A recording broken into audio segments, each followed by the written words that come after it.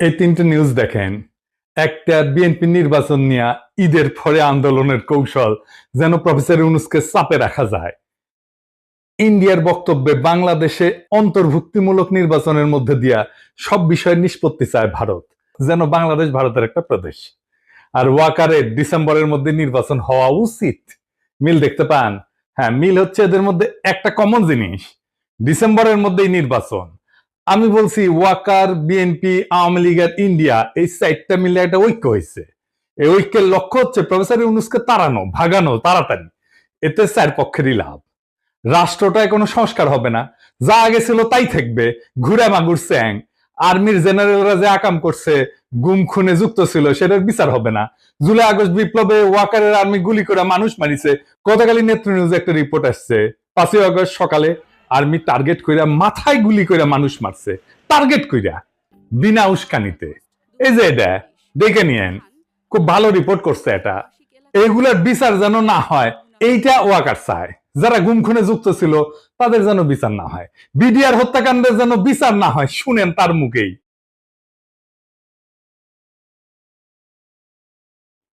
এই বর্বরতা কোনো সেনা সদস্য করেনি, সম্পূর্ণটাই তদানীন্তন বিজিবি সদস্য দ্বারা সংঘটিত।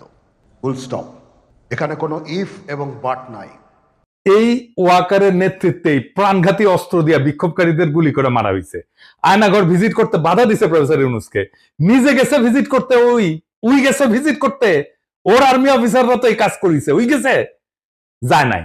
হাসনাতকে ডাইকা হুমকি দিছে পরিশুদ্ধ আওয়ামী লীগ আনবে, ইন্ডিয়া সিকুট দিছে ইনক্লুসিভ নির্বাচন করে। ওয়াকার এরপর থেকে কে হুয়া করে সিকুট দিচ্ছে ইনক্লুসিভ নির্বাচন করে। এই ঐক্যে বিএনপির কি লাভ?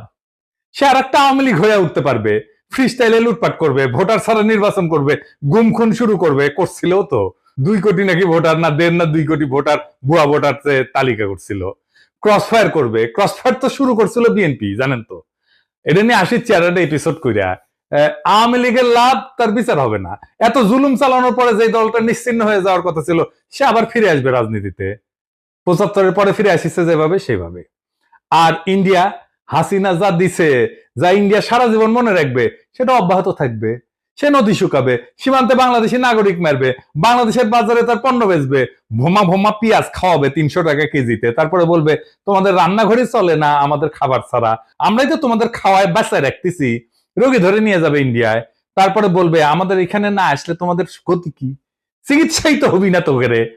বাংলাদেশের চাকরির বাজারে সব টপ পজিশন গুলো নিয়ে নেবে। আর কি ট্রানজিট নেবে বাংলাদেশের মধ্যে দিয়া।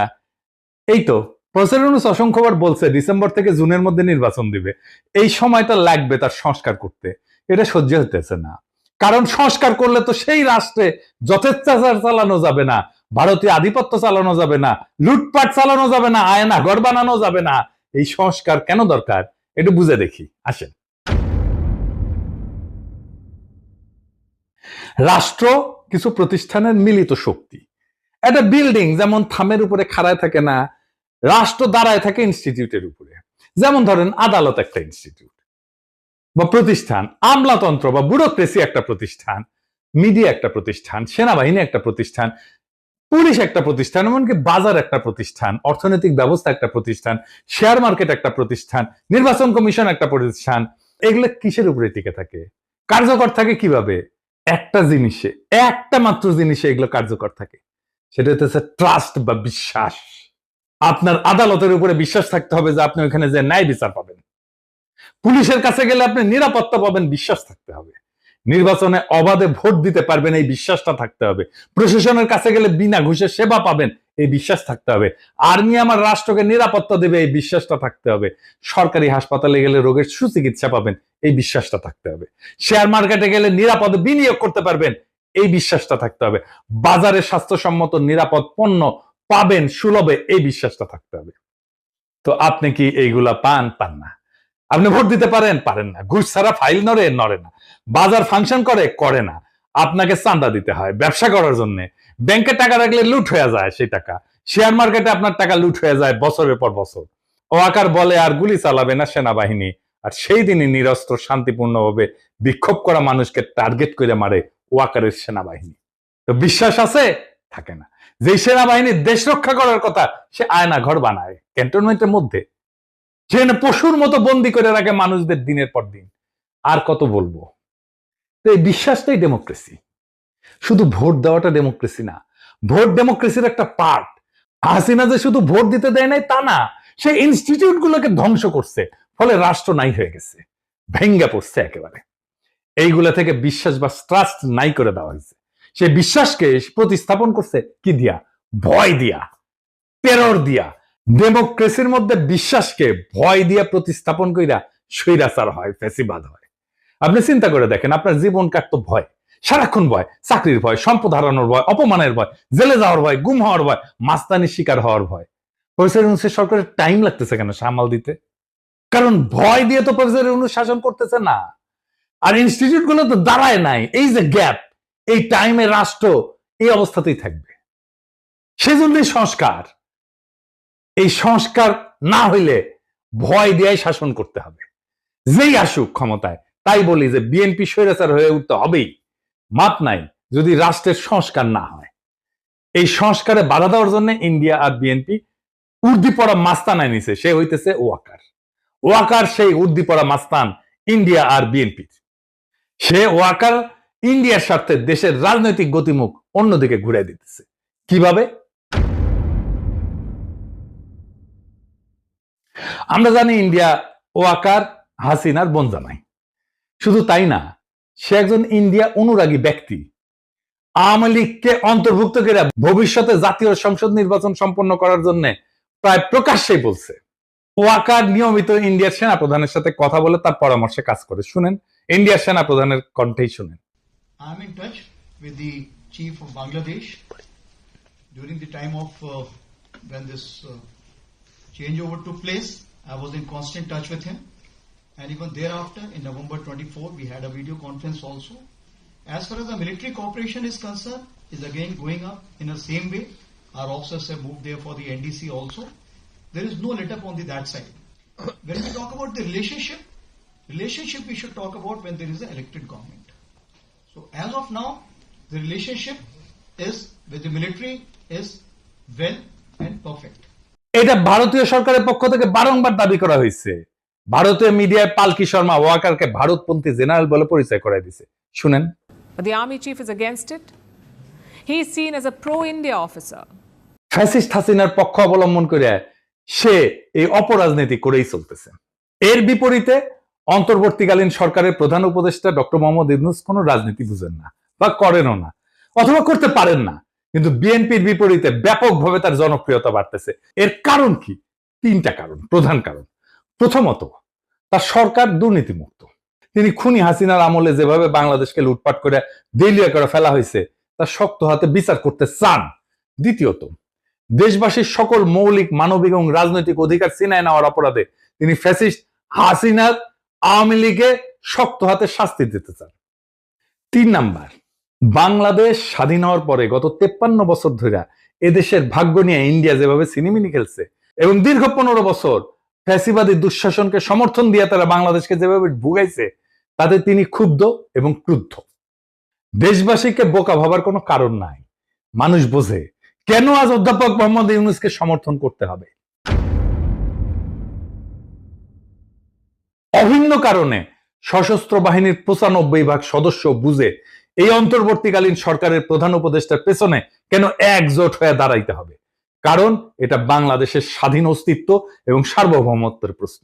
স্বাধীন সত্তা নিয়ে ইন্ডিয়ার মুখোমুখি দাঁড়ায় আপন দেশের জনগণের স্বার্থে রাষ্ট্র পরিচালনার বিষয়। আর সেই দেশবাসীরা যখন দাঁড়ায় যায়, তখন জেনারেল ওয়াকার সহ অল্প কিছু কর্মকর্তা ভিন্ন কিছু করার সুযোগ হারায় যায়।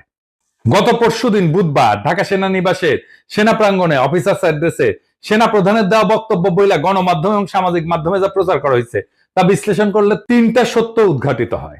কি কি? 1 নাম্বার, ফ্যাসিবাদী দল আওয়ামী লীগের কার্যক্রম নিষিদ্ধ হওয়ায় জেনারেল ওয়াকার সহ তার ঘনিষ্ঠ সহযোগীদের ছোট্ট গ্রুপটা খুবই বিক্ষুব্ধ হয়ে পড়ছে। কোনো কারণ না থাকার পরেও এই ক্ষুদ্র গোষ্ঠীটি বিচারের মুখোমুখি হওয়ার ভয়ে বা চাকরি হারানোর ঝুঁকিতে ক্লান্ত, হতাশ এবং কাতর হয়ে পড়ছে। দ্বিতীয়ত, সেই কারণে তারা অন্তর্বর্তীকালীন সরকারের সংস্কার কার্যক্রম, রোহিঙ্গা প্রত্যাবর্ষণের লক্ষ্যে গৃহীত পদক্ষেপ এবং জুলাই ঘোষণা এবং প্রক্লেমেশনকে বাধাগ্রস্ত করার উদ্যোগ নিচ্ছে। তৃতীয়ত, সরাসরি জাতীয় স্বার্থের বিরুদ্ধে অবস্থান নিয়ে এই গোষ্ঠীটি শত্রুভাবাপন্ন ইন্ডিয়ার স্বার্থকে অগ্রাধিকার দিচ্ছে। প্রতিবেশী এই দেশটার পক্ষ নিয়ে তাদের এজেন্ট হিসেবে বাংলাদেশ বিরোধী কার্যক্রমে লিপ্ত জনধিকৃত ফ্যাসিস্ট দলটিকে সঙ্গে নিয়ে সকল দলের অংশগ্রহণের মধ্য দিয়া অন্তর্ভুক্তিমূলক জাতীয় সংসদ নির্বাচনের তত্ত্ব হাজির কইরা প্রধান উপদেষ্টার উপর চাপ সৃষ্টি করতেছে। জাতীয় স্বার্থ বিরোধী অন্তর্ঘাতমূলক অপকর্মে জড়িত জেনারেল ওয়াকার চক্র ইন্ডিয়ার পাশাপাশি বিএনপিকে তাদের সাথে যুক্ত করতে পারছে। লক্ষ্য করলে দেখবেন, একদিকে ইন্ডিয়া একের পর এক বাংলাদেশের স্বার্থ বিরোধী নানান ব্যবস্থা নিচ্ছে, অন্যদিকে বিএনপি দেশব্যাপী অস্থিতিশীলতা সৃষ্টি করার লক্ষ্যে লাগাতার ভাবে নানা ক্ষতিকর কর্মসূচি দিয়ে যাচ্ছে। সেনাপ্রধান, ইন্ডিয়া এবং বিএনপির মধ্যে আজ যে রাজনৈতিক সমঝোতা গড়ে উঠছে, এইটা তার ইঙ্গিত বা প্রমাণ।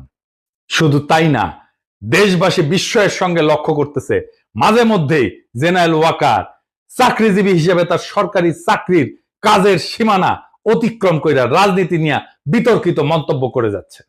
তার পছন্দের নিষিদ্ধ দলটার পক্ষ অবলম্বন করে সশস্ত্র বাহিনীকে অপব্যবহারের চেষ্টা চালাচ্ছেন, যা ফ্যাসিবাদের অন্ধকার যুগে কখনোই তাকে করতে দেখা যায়নি।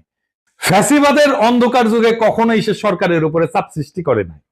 তিনি তখন খুনি হাসিনাকে সেবা দান এবং ঘাতক, হন্তারক এবং লুটেরাদের ক্ষমতা নিরঙ্কুশ এবং চিরস্থায়ী করার কাজে ব্যস্ত ছিলেন। বিগত মাসগুলোতে ইন্ডিয়ার পত্রপত্রিকায় বাংলাদেশের রাজনৈতিক পরিস্থিতির ব্যাপারে যে সমস্ত বৈরী সংবাদ বিশ্লেষণ প্রকাশিত হয়েছে, এর অনেক কিছুই গত বুধবার সেনাবাহিনী প্রধানের কণ্ঠে উচ্চারিত হয়েছে। এতে বাংলাদেশ রাষ্ট্র, অন্তর্বর্তীকালীন সরকার এবং জুলাই গণ অভ্যুত্থানের প্রতি তার আনুগত্য নিয়ে দেশবাসীর মনে গভীর প্রশ্ন সৃষ্টি হয়েছে। এতে আমরা শঙ্কিত, হতাশ এবং বিক্ষুব্ধ। উদ্ভূত পরিস্থিতিতে আমরা অন্তর্বর্তীকালীন সরকারের প্রধান উপদেষ্টা অধ্যাপক মোহাম্মদ ইউনূসের কাছে দাবি জানাচ্ছি, গত বুধবার সেনা কর্মকর্তাদের উদ্দেশ্যে দেওয়া সেনা প্রধান জেনারেল ওয়াকারুজ্জামানের বক্তব্য অতি সত্বর রেডিও, টেলিভিশন সহ গণমাধ্যমে প্রকাশ করুন। অফিসারদের উদ্দেশ্যে দেওয়া বক্তৃতায় তিনি কি বার্তা দিচ্ছেন এবং কোন প্রশ্নের কি জবাবে কি বলছেন, এর ধারণকৃত বিবরণ, রেকর্ডেড অ্যাকাউন্ট দেশবাসী শুনতে চায়। আর আপনারা জানেন, প্রফেসর ইউনূস বিএনপির চাপ আর ওয়াকারের বেদ্যুপিতে পদত্যাগের সিদ্ধান্ত নিয়েছেন। এর দায় ওয়াকার এবং বিএনপির। এখন করণীয় কি? ওয়াকার আর বিএনপিকে আমি একটা থিওরিটিক্যাল অবস্থার কথা বলি। প্রফেসর ইউনূস যদি জাতির উদ্দেশ্যে ভাষণ দেন আর ওইখানে যদি বলেন আমি একটা ভালো নির্বাচন দিতে, যে দলটা নিশ্চিহ্ন হয়ে যাওয়ার কথা ছিল সে আবার ফিরে আসবে রাজনীতিতে। ৭৫-এর পরে ফিরে আসিছে যেভাবে সেভাবে। আর ইন্ডিয়া, হাসিনা যা দিছে, যা ইন্ডিয়া সারা জীবন মনে রাখবে, সেটা অব্যাহত থাকবে। সে নদী শুকাবে,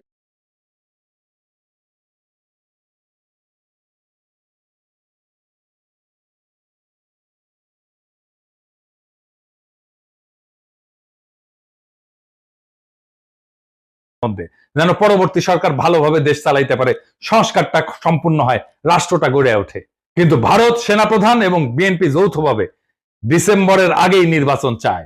আমি যেহেতু এর আগে করতে পারবো না, নির্বাচন দিতে প্রস্তুত হইতে পারবো না, আমি বিএনপি আর সেনাপ্রধানকে আর একটা তত্ত্বাবধায়ক সরকার গঠন করতে আহ্বান জানাই। আমরা তাদের কাছে ক্ষমতা দিয়া আমাদের কাছে চলে যাব। প্রফেসর ইউনূসের নিয়োগ দেওয়া সবাই যদি একসাথে পদত্যাগ করে চলে যায়, নির্বাচন প্রধান, নির্বাচন কমিশনার, নির্বাচন কমিশনাররা সহ, আপনারা সামলাইতে পারবেন? পাবলিকের মাইন্ড কিন্তু একটা মাটিতে পড়বে না। এরপর যদি জামাত আর এনসিপি নির্বাচনে না আসে কেমন হবে? নিজেরাই হাসিনা যেরকম হাত মারার নির্বাচন করেছিল, ওরকম হাত মারার নির্বাচন করতে হবে। আপনারা ডিসেম্বর কেন, এই মাসে নির্বাচন করে ফেলেন, দেরি হলে লেট হয়ে যাবে। নেন, ক্ষমতা নেন, এতই শখ নেন, নিজেরাই নেন। বাট আমির খসরু মাহমুদের প্রধান উপদেষ্টা বানান, দেখি উনি নাকি কয়েক মাসের মধ্যে নির্বাচন করে দেবে, করুক না। মির্জা ফখরুলকে প্রধান নির্বাচন কমিশনার বানিয়ে দেন। একটা ভাঙা রাষ্ট্রকে গুছাইতে সময় লাগে, আর সেই সময়টা দিতেই চায় না যারা ভাঙার কারিগর। ওয়াকার, ইন্ডিয়া, বিএনপি, আওয়ামী লীগ 4 জনে মিলা একটা অশুভ ঐক্য তৈরি করছে, যাতে রাষ্ট্রটা আর কখনো ঠিক না হয়, বিচার না হয়, সংস্কার না হয়, ইনস্টিটিউশন না দাঁড়ায়। ভয়টা থেকেই যায়, কারণ ভয় থাকলেই তারা শাসন করতে পারবে। কিন্তু ভয় আর বিশ্বাস, এই দুয়ের মধ্যে বেছে নিতে হবে বাংলাদেশকে। আমরা কোনটা চাই? প্রফেসর ইউনূস ভয় দিয়ে শাসন করতে চায় না, তাই তিনি বলছেন সংস্কার ছাড়া নির্বাচন মানে প্রতারণা। অথচ ওয়াকাররা বলতেছে ডিসেম্বরেই ভোট করো। কেন? কারণ জনগণ যদি একটু সময় পায়, যদি ইনস্টিটিউট দাঁড়ায় যায়, যদি মানুষ বুঝে ফেলে তার অধিকার কি, তাহলে আর ভয় দিয়ে শাসন করা যাবে না। ওইখানেই তাদের ভয়। এই নির্বাচন মানে আরেকটা স্পিড ব্রেকার, যাতে ট্রাস্ট বা বিশ্বাস তৈরির কাজ থেমে যায়, জনগণের ক্ষমতা না বাড়ে। তাই বলছি এখনই সময় তাদের এই অশুভ ঐক্যের বিরুদ্ধে জনগণের ঐক্য গড়ার।